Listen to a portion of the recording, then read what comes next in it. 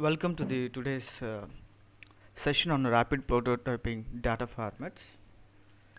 We'll be dealing with the different data formats that are used in the rapid prototyping in our subject additive manufacturing. The one of the foremost data file format that we use is the STL format. So STL format, um, it is a representation of methods used to describe CAD geometry or vary from one system to another system. Generally, we are talking about the file formats where we can describe a CAD geometry. So whatever the designer draws using any of this design software, that has to be produced on an AM machine. So this CAD software, this CAD geometry has to be machine read. So this machine readable CAD drawing has to be converted into some file format. So generally the file formats which is understood by the AM machine are different from one system to another system. A standard interface is needed to convey geometric descriptions from various CAD packages to rapid prototyping systems. The STL, generally STL stands for ST, stereo lithography file, not as a standard tessellation language as such, but we have to generally the term is stereo lithography, as the de facto standard has been used in many, if not all, rapid prototyping systems. So many of the rapid prototyping systems, they use this STL file formats. So STL file format is conceived by 3D Systems USA, and it is created from the CAD database via an interface on the CAD system. So in the CAD system only, we can have an option called convert this CAD database to STL file format. So now this file consists of an unordered list of triangular facets representing the outside skin of an object. So generally, so this file consists of all the unordered list of triangular facets. There are two formats to the STL file. One is the ASCII format, we can also call as ASCII format, and other is the binary format. The size of the ASCII STL file is larger than that of the binary format, but it is human readable. So the ASCII STL file is human readable, whereas the binary file format, which is in form of ones and zeros, and it is not human readable. So we can say that the ASCII STL file is larger than the binary format, because binary format is mostly composed of 1 and zeros. In STL file, the triangular facets are described by a set of x, y, and z coordinates. Now we have three coordinate system. In a three-edge coordinate system, so any point representing on these axes, the triangle locating on these three axes will be called as a triangular facet. The coordinates for each of the three vertices and a unit normal vector with x, y, and z to indicate which side of the facet is an object. Now let us so not only the three coordinates of x, y, and z, that is the indication of the point on the x-axis, the indication of the point on y-axis, indication of the point on z-axis. It's a three-axis geometry, so it includes three numbers on the x, y, and z axis. So 3 it is 9 numbers, and also a normal vector, which also indicated by its coordinate system, indicating an arrow. So the arrow indicates which side of which is the object. If let us see an slide. Here we can say that you can imagine a tetrahedron or a cube. If you draw a cube or a tetrahedron, if you draw the triangle intersecting the three different axes and the portion, and if you cut off that remaining portion, so the arrow pointing out towards the outside, we generally that shows us that is the the object, solid object. So we will see the continuation of the slides. Because the STL file is a facet model derived from precise CAD models, it is therefore an approximate model of a part. So STL, so these are the facet models which are precise CAD models. We derived from the precise CAD models. So this will give an approximate model of the part. So if you draw a circle in a CAD software, so actually when you look at the STL format, it will be not a circle. It will be composed of all the triangles, which is approximately equal to the circle. So nevertheless, there are several advantages of STL file. The first, it provides a simple method of representing 3D CAD data. Second, it is already a de facto standard, so it is universally accepted standard and has been used by most CAD systems and rapid prototyping systems. Finally, it can provide small and accurate files for data transfer for certain shapes. On the other hand, it is also having some disadvantages with respect to the STL file.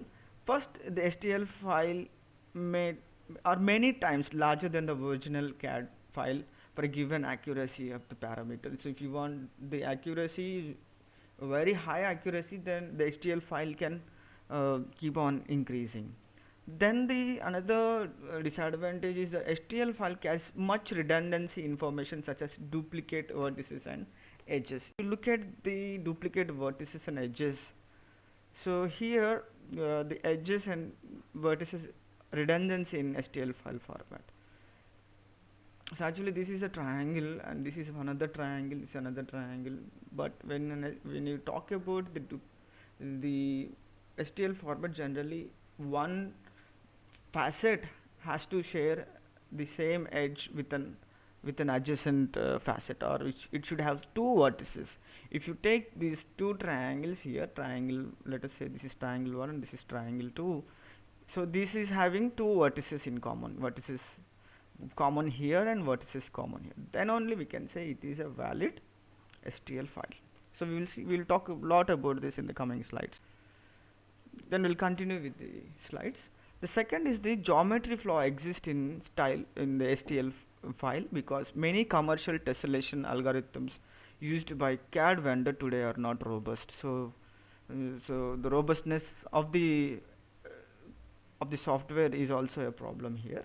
So this gives rise to need for a repair software. So if you generate a CAD file and you convert into STL file, there may be some errors when you directly convert it into the STL file, and there is a chance of, again we need to repair it, what are the errors, we need to find the errors, again we need to repair it, to patch it up, to match up to the exact dimensions given in the CAD software. And finally, a subsequent slicing of the large STL file can take many hours. However, some RP process can slice while they are building the previous layer, and this will elevate this disadvantage. Of course, the slicing takes much time, many hours it can take, but there are some processes where while building only we can have the slicing simultaneously, where we can eliminate this disadvantage. Then coming to the different STL file problems, there are several problems plague STL files, and they are due to the very nature of STL file, as they do not contain topological data. So topological data, they don't contain topological data, so that is also one of the disadvantages. And many commercial tessellation algorithms used by CAD vendors today are also not robust, and as a result, they tend to create polygonal approximation models which exhibit various types of errors. So, generally, the various types of errors that we see in the STL file is the gaps, that is, the missing facets. Uh, Second is the degenerate facet, where all the edges are collinear. Then we'll see the overlapping facets, the triangles overlapping with another triangles. Then non-manifold topologic conditions. We'll see one by one what are these. So missing facets. The first we'll talk about what is missing facets. So tessellation of surfaces with a large curvature can result in errors at intersection. So if you want to, so we are having a CAD software which is having uh, uh, a high surface, high curvatured surfaces.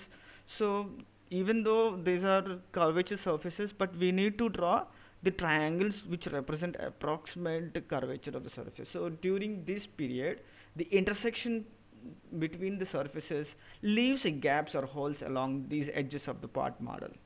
So surface intersections anomaly which results in a gap as shown. Degenerating facet, a geometrical degeneracy of a facet occurs when all the facet edges are collinear even though all its vertices are distinct. Okay, so even though it is having different vertices and different, but it is collinear. So this might be caused by stitching algorithms that attempt to avoid shell punctures. The resulting facets generated shown in figure eliminate the shell punctures. However, this is done at the expense of adding degenerate facet. Degenerate facets are having the edges which are incollinear in nature. So while degenerating facets do not contain valid surface normal, they do represent implicit topological information how two surfaces are mated. So if we can add the triangles to avoid the shell punctures, so this is an important information, and this important information is consequently stored prior to discarding the degenerate facet. You look at the duplicate vertices and edges. So here the edges and vertices redundancy in STL file format. So actually this is a triangle and this relation. So this is our overlapping facets with the dotted line dashed line is the actual facet, but these are the overlapping facets. Slide. Here we can say that you can imagine a tetrahedron or a cube. If you draw a cube or a tetrahedron, if you draw the triangle intersecting the three different non-manifold face. So if an edge is overlapped, or if an edge is placed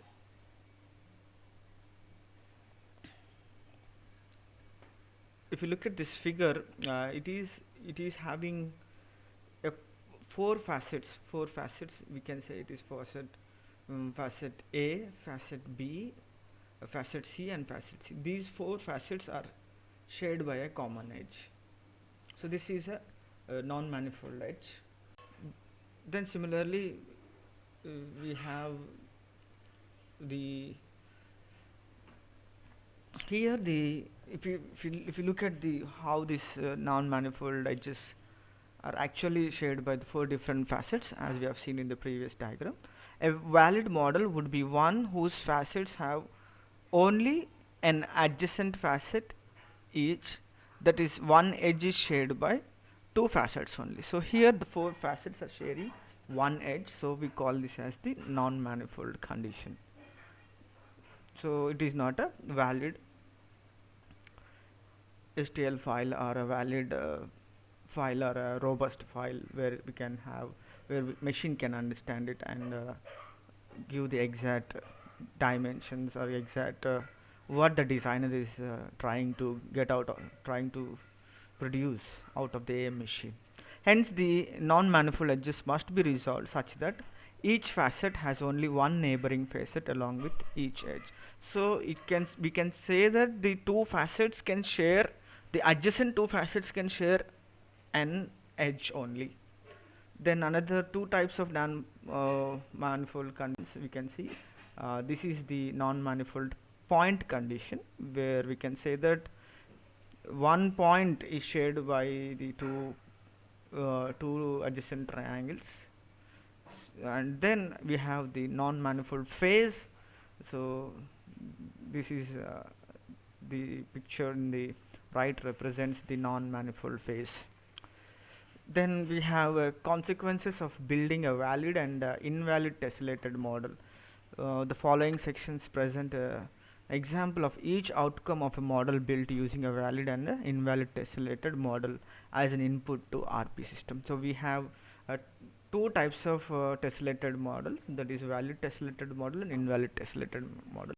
So when we talk about the valid tessellated model, is said to be valid if there are no missing facets, degenerated facets, overlapping facets, or any other abnormalities. Whatever all the issues that we have seen in the previous slides, the missing facets, the degenerate facets, or overlapping facets, or the non-manifold conditions. If there are no abnormalities, it is said to be a valid tessellated model.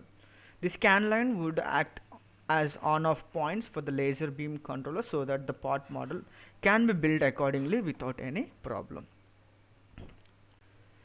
So if you look at the valid model, this is a valid, the figure A which shows a valid model.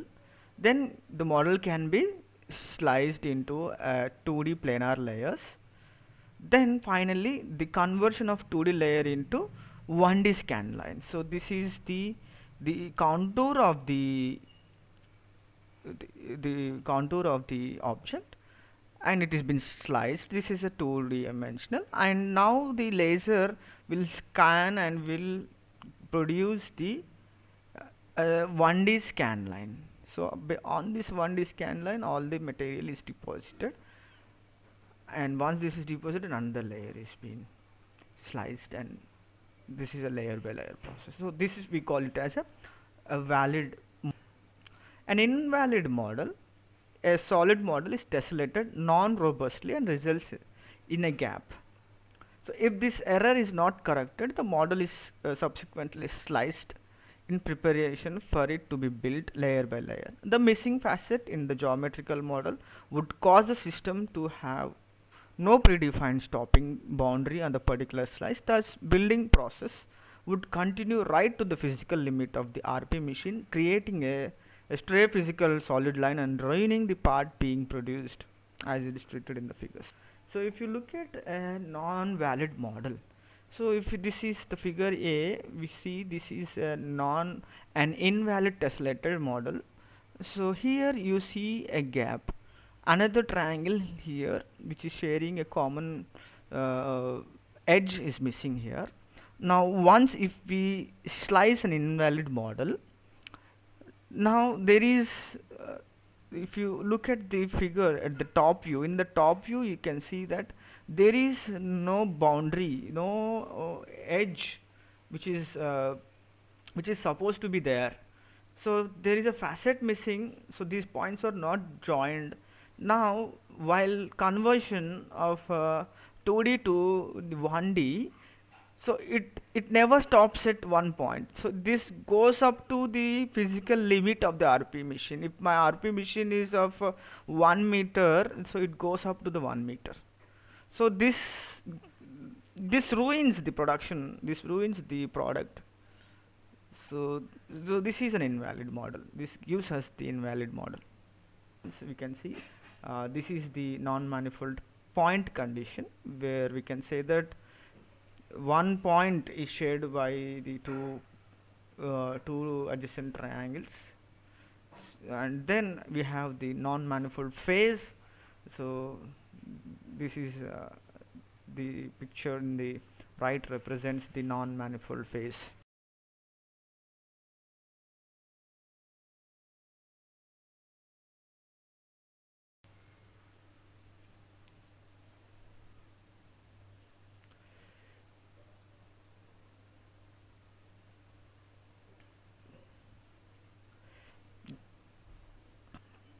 non-manifold phase. So if an edge is overlapped, or if an edge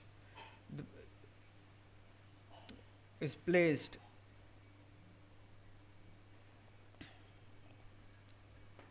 if you look at this figure, it is having a four facets. We can say it is facet A, facet B, facet C, and facet C. These four facets are shared by a common edge. So this is a non-manifold edge.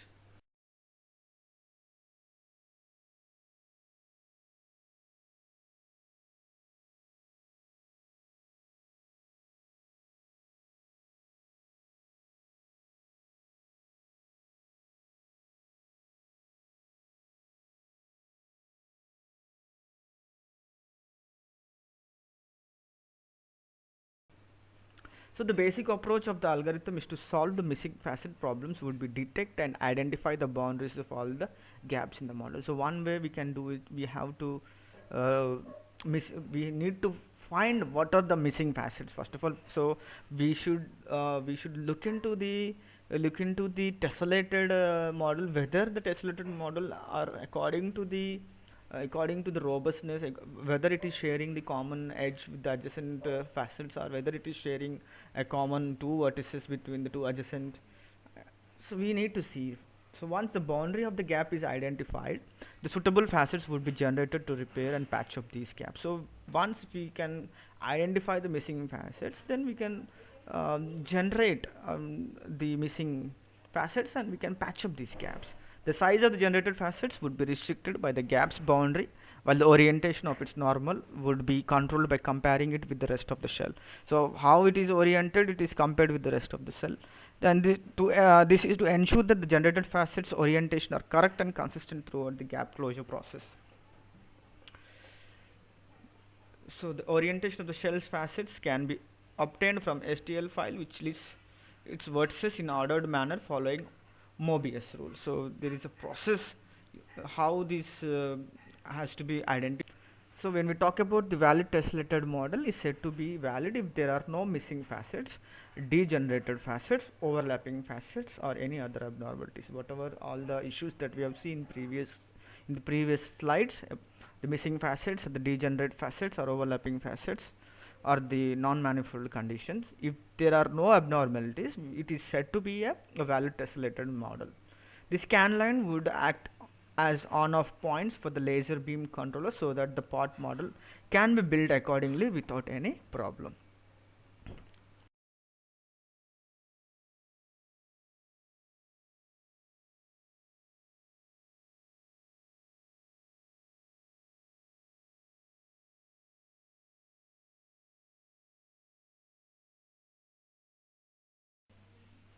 So finally, the basis for the working of the algorithm is due to the fact that in a valid tessellated model, there must be two facets sharing every edge. If this condition is not filled, then this indicates that there is some missing facet. So finally, whatever the algorithm that we are using, it should see that whether the two adjacent triangles are sharing a common edge or not. If they are missing that very common rule, then we can say we have some missing facets. So with the detection and some consequent repair of this missing facet, the problem associated with the invalid model can be then be eliminated.